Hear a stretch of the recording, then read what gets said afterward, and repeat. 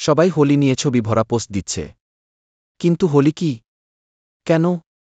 এ প্রশ্নগুলো কি কারো মাথাতেই খেলছে না? বর্তমান সময়ে রঙের অনিয়ন্ত্রিত ব্যবহার, বিপরীত লিঙ্গীয় মানুষের মাখামাখি, এমনকি শ্রীকৃষ্ণ রাধার হোলি মাখা ছবিগুলো দেখে অনেকেই বলেছেন এর নামই কি হোলি। দৈত্যরাজ হিরণ্যকশিপুর কাহিনী আমরা সকলে জানি। ভক্ত প্রহ্লাদ অসুর বংশে জন্ম নিয়েও পরম ধার্মিক ছিলেন। তাকে যখন বিভিন্নভাবে চেষ্টা করেও হত্যা করা যাচ্ছিল না, তখন হিরণ্যকশিপুর বোন হোলিকা প্রহ্লাদকে কোলে নিয়ে আগুনে প্রবেশের সিদ্ধান্ত নেন। কারণ হোলিকা এই বর পেয়েছিল যে আগুনে তার কোনো ক্ষতি হবে না। কিন্তু অন্যায় কাজে শক্তি প্রয়োগ করায় হোলিকা প্রহ্লাদকে নিয়ে আগুনে প্রবেশ করলে বিষ্ণুর কৃপায় প্রহ্লাদ অগ্নিকুণ্ড থেকেও অক্ষত থেকে যায়, আর ক্ষমতার অপব্যবহারে হোলিকার বর নষ্ট হয়ে যায় এবং হোলিকা পুড়ে নিঃশেষ হয়ে যায়। এই থেকেই হোলি কথাটির উৎপত্তি। অন্যদিকে বসন্তের পূর্ণিমার এই দিনে ভগবান শ্রীকৃষ্ণ কেশী নামক অসুরকে বধ করেন। কোথাও কোথাও অরিষ্টাসুর নামক অসুর বধের কথাও আছে। অন্যায়কারী, অত্যাচারী এই অসুরকে বধ করার পর সকলে আনন্দ করে। এই অন্যায় শক্তিকে ধ্বংসের আনন্দ মহানন্দে পরিণত হয়।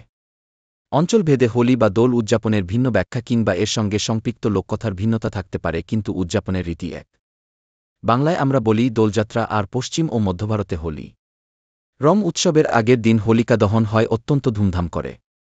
শুকনো গাছের ডাল, কাঠ ইত্যাদি দাহ্যবস্তু অনেক আগে থেকে সংগ্রহ করে সুউচ্চ একটা থাম বানিয়ে তাতে অগ্নি সংযোগ করে হোলিকা দহন হয়। পরের দিন রং খেলা। বাংলাতেও দোলের আগের দিন এইরকম হয়, যদিও তার ব্যাপকতা কম। আমরা বলি চাচর। এই চাচরেরও অন্যরকম ব্যাখ্যা আছে। দোল আমাদের ঋতুচক্রের শেষ উৎসব।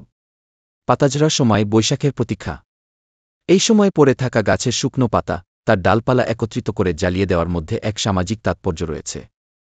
পুরনো জঞ্জাল, রুক্ষতা, শুষ্কতা সরিয়ে নতুনের আহ্বান হচ্ছে এই হোলি। বাংলায় দোলের আগের দিন চাচর উদযাপনকে এভাবেই ব্যাখ্যা করা হয়। আমাদের অনেক ধর্মীয় উৎসবেই আঞ্চলিক লোকসংস্কৃতি ও রীতির প্রভাব দেখা যায়, হোলিও তার ব্যতিক্রম নয়। বাংলার দোলযাত্রায় গৌড়ীয় বৈষ্ণব রীতির প্রাধান্য পায়। ঐতিহাসিকরা বিশ্বাস করেন পূর্বভারতে আর্যরা এই উৎসব পালন করতেন। যুগে যুগে এর উদযাপন রীতি পরিবর্তিত হয়ে এসেছে। পুরাকালে বিবাহিত নারী তার পরিবারের মঙ্গল কামনায় রাকা পূর্ণিমায় রঙের উৎসব করতেন। দোল হিন্দু সভ্যতার অন্যতম প্রাচীন উৎসব। নারদ পুরাণ, ভবিষ্য পুরাণ ও জৈমিনী মীমাংসায় রং উৎসবের বিবরণ পাওয়া যায়।